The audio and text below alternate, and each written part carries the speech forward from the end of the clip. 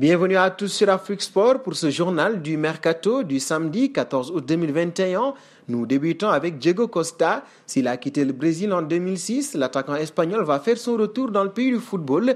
En effet, celui qui est sans club depuis le mois de janvier et son départ de l'Atlético de Madrid serait sur le point de rejoindre l'Atlético Mineiro. Une mauvaise nouvelle pour Besiktas qui négocie depuis plusieurs semaines avec l'international espagnol.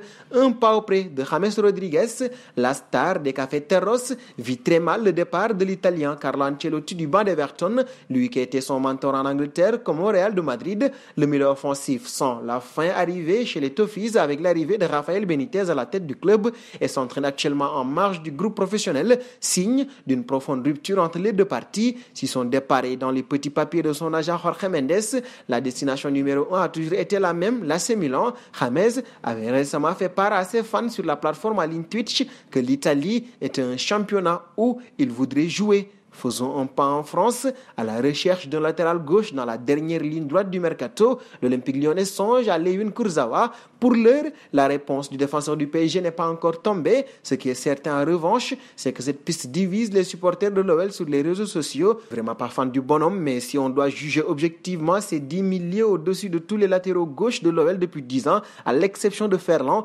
Jugeons supporters. D'autres supporters de l'OL sont en revanche catégoriquement contre la venue de Layun Kurzawa sur les bords du Rhône. Après mûre réflexion, Layun Kurzawa c'est non gigantesque, preuve que la piste Layun Kurzawa divise comme rarement les Lyonnais. Nous partons au Barça en Espagne. En quête de liquidité, le FC Barcelone continue de chercher des portes de sortie à certains de ses joueurs et l'un d'entre eux a peut-être trouvé preneur.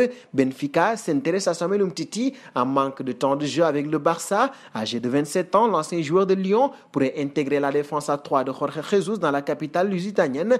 À noter que malgré des finances très délicates, les Catalans tenteraient de se renforcer avec quelques joueurs et la dernière piste étudiée serait Emre Demir, selon El Mundo Deportivo. Pour l'information, celui qui évolue actuellement à Kayserispor est considéré comme le plus grand espoir du football turc.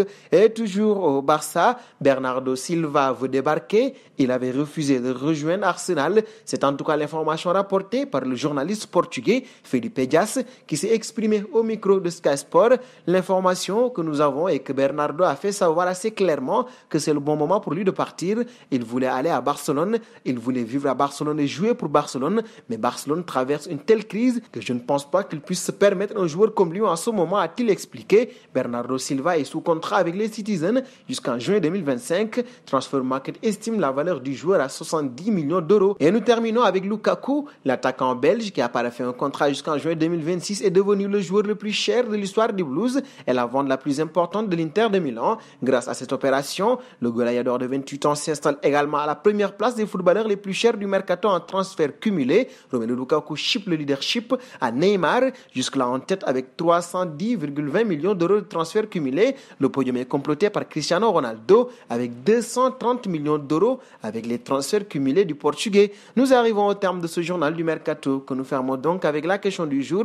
Avec le départ de Messi, Bernardo Silva a-t-il enfin sa place au Barça? Vos réponses seront attendues en commentaire. En attendant, n'hésitez pas à vous abonner sur Afrique Sport. C'est pour ne rien manquer des informations autour du mercato.